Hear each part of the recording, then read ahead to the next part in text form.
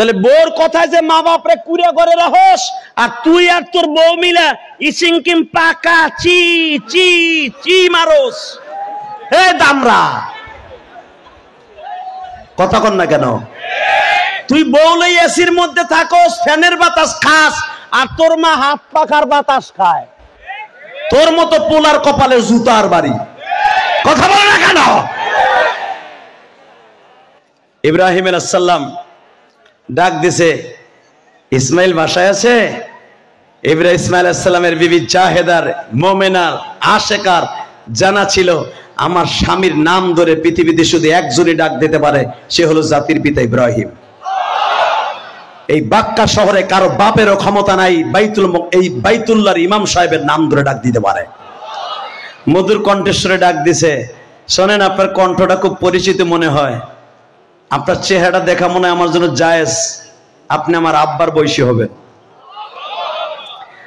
আস্তে করে ডাক দিয়ে বলে, হইতে পারি মা তোমার বাবার বয়সী। তাহলে আমি একটু পর্দাটা সরাইয়া দেখি আমার আব্বা কিনা।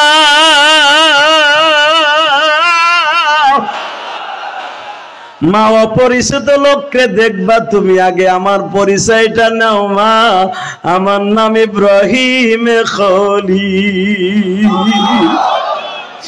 এবার জন্মে না ঘরের থেকে একটা লাফ দিয়া বের হইছে, উটের লাগামটা ধরে টানে আর বলে, আব্বা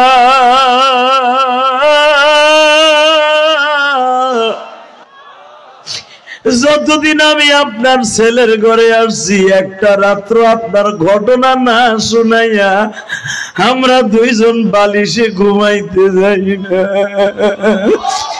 আপনার সন্তান প্রতিটা রাত্রে শুধু বলে, আমার আব্বা এইরকম, আমার আব্বা এইরকম, আমার আব্বা আমারে, আমার মারে।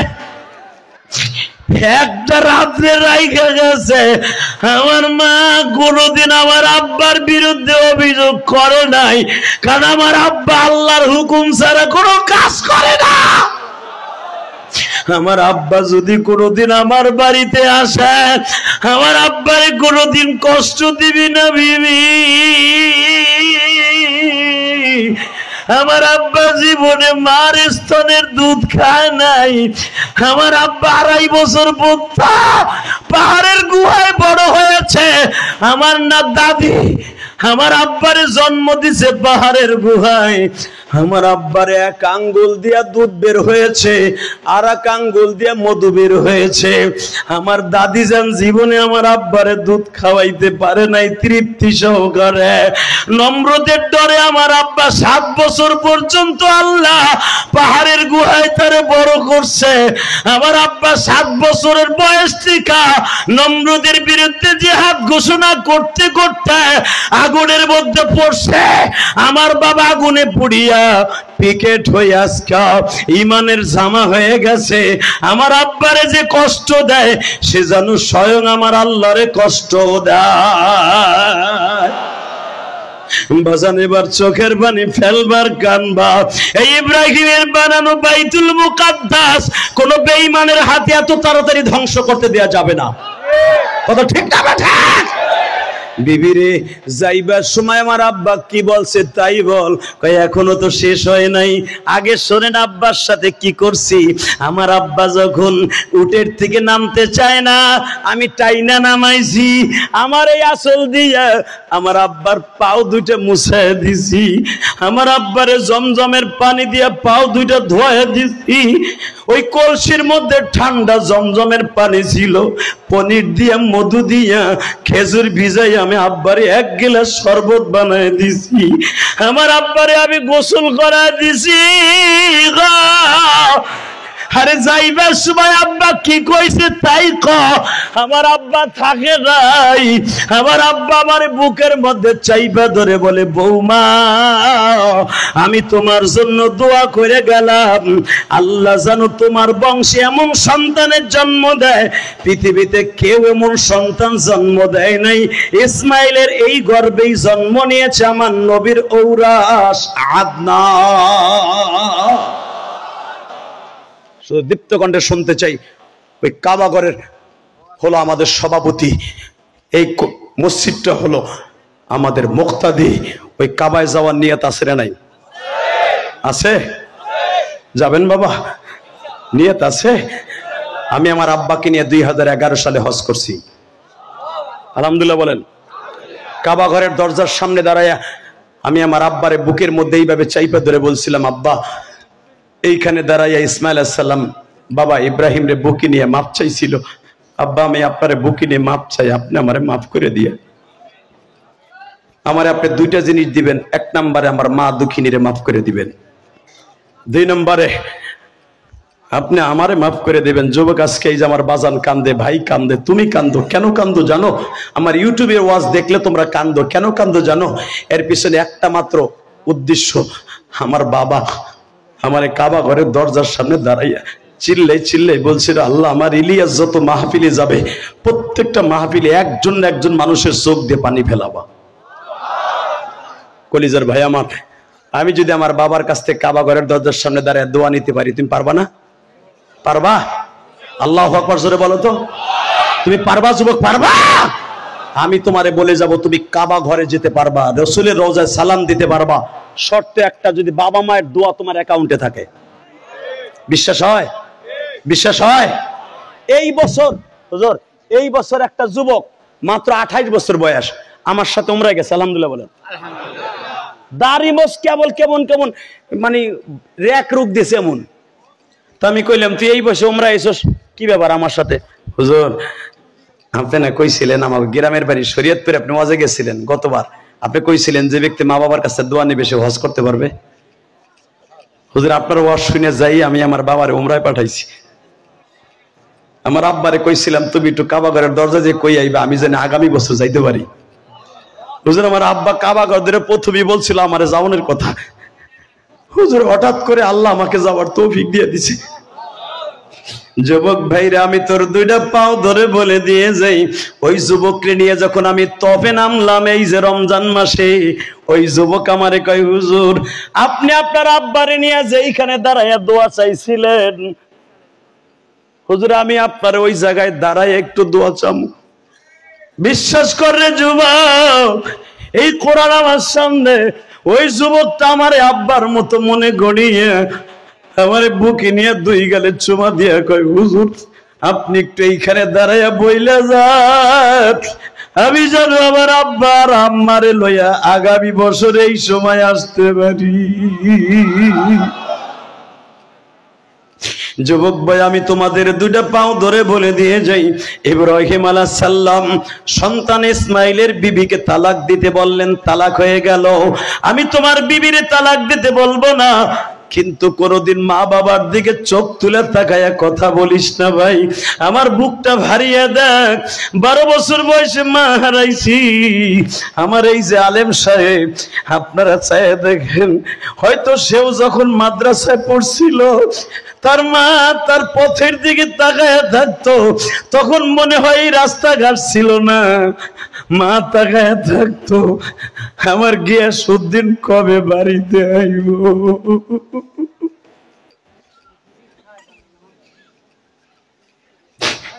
আজ থেকে 35 বছর আগে আমিও তো মা হারাইছি।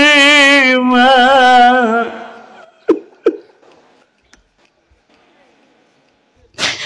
আল্লাহ মাজবার মধ্যে কার জানো মা নাই বাবা নাই। মাত্র 10 দিন হয়েছে এতিম নবীর দেশের থেকে আসছি। আল্লাহ যাদের চোখে পানি, একবার হলো নবীর রওজায় যাওয়ার তৌফিক দিবা। এই মাদ্রাসায় বাবা, যেই মাদ্রাসার মাহফিল, তুমি রাত 3টার সময় দেখো রমজানে কত ছেলে আছে এতিম, মাও নাই বাবাও নাই, সারা বছর ছেলেটা মাদ্রাসায় খায়, মাদ্রাসায় ঘুমায়। বাবা আমি যখন উমরায় যাই, আমার মাদ্রাসার একটা ছেলে বরিশাল আমতলী বাড়ি, আর মা বাবা কেউ নাই। বাবা ও আমারে জিজ্ঞেস করে, আব্বা তুমি উমরায় যাইতেছ, আমার কাপড় চোপড় কে দিব? আমি বললাম তোর কাপড় চোপড় আমি বানাই দিয়ে দেবো ইনশাল্লাহ। বলেন মা বাবার নামে কিছু করার দরকার আছে না নাই? আছে। 30টা সেকেন্ডে যে উমরায় যাইতে চাও, হজে যাইতে চাও, কোন যুবক আছো তোমার আব্বাই মাঠের মধ্যে আছে, আমার মতোই হাজার হাজার মানুষের সামনে, লক্ষ হাজির সামনে আমি বাবার কাছে মাপ চাইছিলাম, কোন যুবকটা আছো হুজুর আমি আমার বাবারে বুকি নিয়ে মাপ চাবো? দাঁড়াও তো, কে আছো বাবারে বুকি নিয়ে মাপ চাইবে এমন কোন যুবক আছো? দাঁড়াও তো, এই ময়দানের মধ্যে দাঁড়াও তো, কে বাবারে বুকি নিয়ে মাপ চাইবে? ওঠাও। তোর পাও দোষী যুবক দাঁড়া, তোর বাপরে বুকি নিয়ে মাপ চাবি দাঁড়া। আপনার আব্বা আছে কোথায়? মাঠে আছে?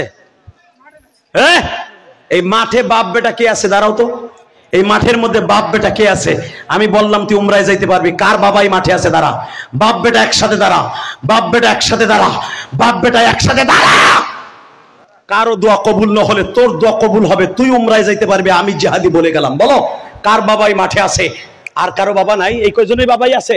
এই তালবে ইলমরা তোর বাবাই মাঠে নাই? তালবে ইলমদের বাপ নাই, তোর উস্তাদ এই মাঠে নাই? কোন ছাত্র যদি আল্লামা শামসুল হক ফরিদপুরি হইতে চাস, ওস্তাদরে বুকি নিয়ে একটা শিক্ষা দিয়ে মাফসাবি তুই আল্লামা শামসুল হক ফরিদপুরি হয়ে যাবি। আমি 30টা সেকেন্ডে বলবো, যাদের বাপ এই মাঠে আছে একটা দৌড় দিয়ে বাপরে বুকি নিয়ে একটা শিক্ষার মারবা, আব্বা তুমি আমারে মাফ করে দাও। ইলিয়াস রহমান জিহাদি যদি মাফ চাইতে পারে তার বাবার কাছে, আমি মাফ চাইলাম, আব্বা তুমি আমার মাফ করে দাও। তোমার আব্বা যদি আজকে গরম 2 ফোঁটা পানি দিয়ে মাফ করে দেয়, আমি কোরআন হাতে নিয়ে বললাম আল্লাহ তোমাকে এই রাত 12টার সময় মাফ করবে। দাও দৌড় দাও, ধরো বাপরে, ধরো ধরো বাপরে বুকের মধ্যে ধরো, যুবক ধরো, বাপরে বুকে নিয়ে কাঁদতে থাকো, বাপরে বুকে নিয়ে কাঁদতে থাকো। তোমার কান্নার আওয়াজ আমার কানে আসতে হবে, তোমার কান্নার আওয়াজ আমার এই সভাপতির কান পর্যন্ত আসতে হবে।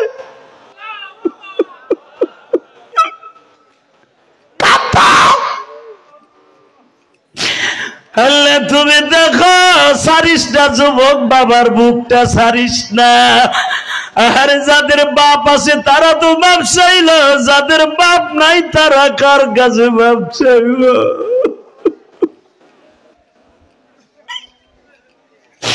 আল্লাহ আমার দাড়ি পাকা বাজানদের বাবা নাই,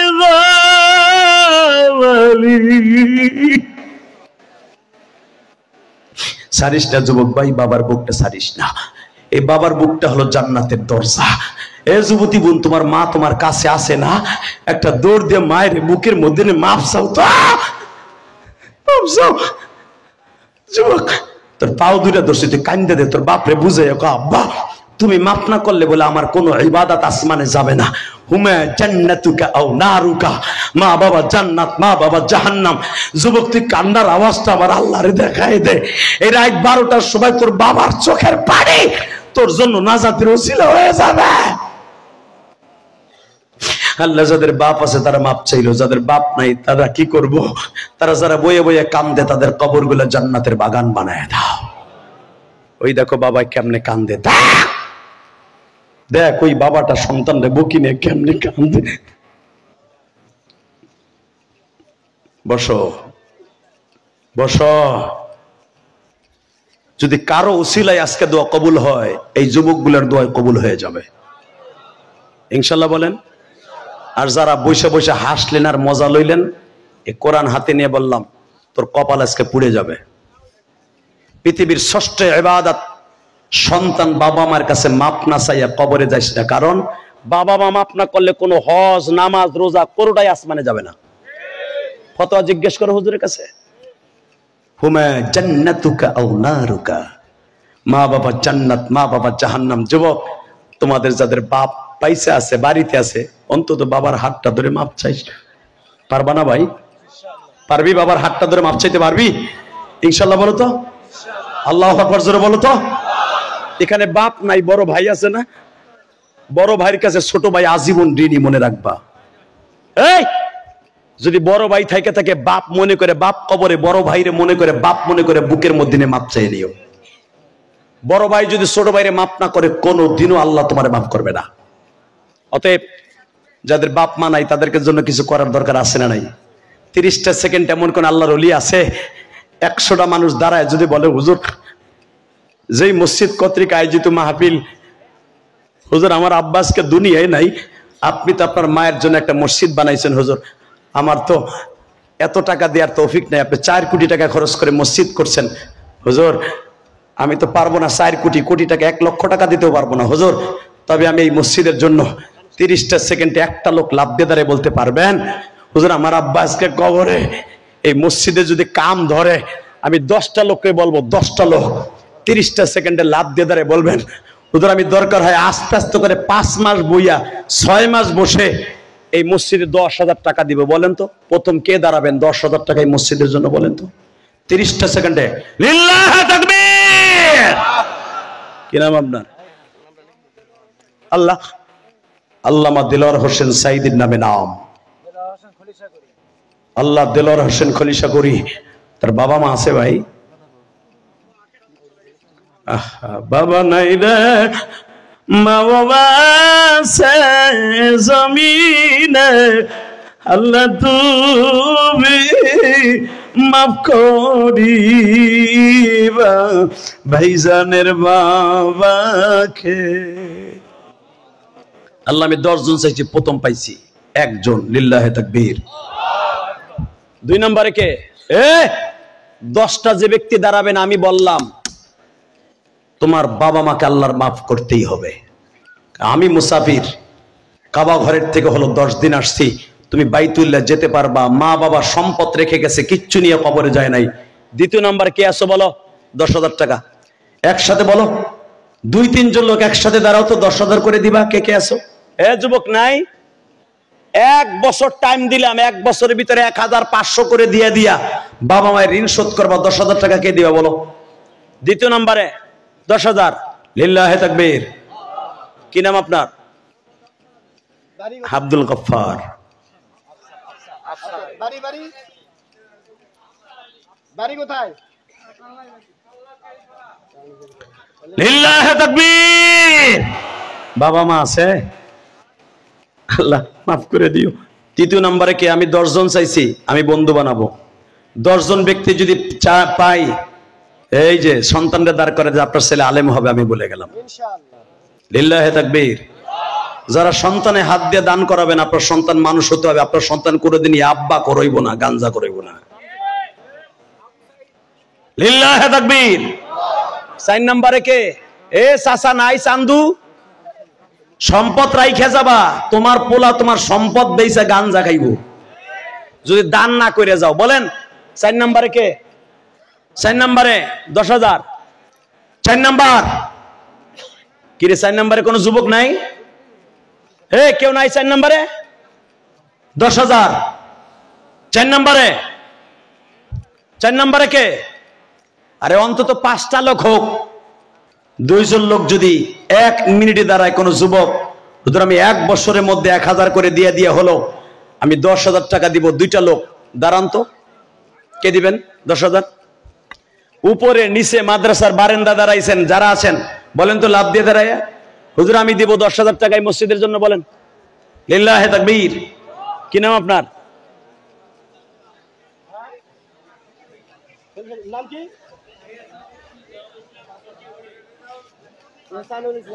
এহসানুল ইসলাম খলিশা করি। লিল্লাহি তাকবীর। 5 নম্বরে কে? বলেন 5 নম্বর। 5 নম্বর 5 নম্বরে কে? লিল্লাহি তাকবীর। চাচা যায়েন না, শুনেন, রফিকুল ইসলাম মাদানী আয়া পড়ছে, আর 2-1 মিনিটের মধ্যে আয়া পড়বো ইনশাআল্লাহ। বলেন লিল্লাহি তাকবীর। 5 জন হয়ে গেছে, আর 5টা লোক আমি পাবো না? 5টা লোক। আমি 5টা লোক চাই না, আমি শুধু আপনাদের কাছে 1,000 করে টাকা চাই। 1,000 করে টাকায় মসজিদের জন্য 100টা যুবক লাভ দিয়ে দাঁড়ায়। বলো তো হুজুর আমার বাবার জন্য আমার মায়ের জন্য আমি 1,000 টাকা দেবো। দাও। কে দিবা? নগদ। পকেটে হাত দাও। ব্যাগটা নিয়ে নামো তো। ওই যে 2,000 দিবে। তাড়াতাড়ি তাড়াতাড়ি ব্যাগটা নিয়ে নামো। 1,000, 2,000, 1,000, 2,000, 500টা টাকা। তাড়াতাড়ি ব্যাগটা নিয়ে নামো। জলদি জলদি। কলিজার ভাই, আমি বললাম তুমি হজ করতে পারবা ইনশাল্লাহ। ব্যাগটা নিয়ে নামেন তো। 2 ভাই বাবার জন্য দোয়া চাইছে। 1 ভাই দিবে 10,000, 1 ভাই দিবে 5,000।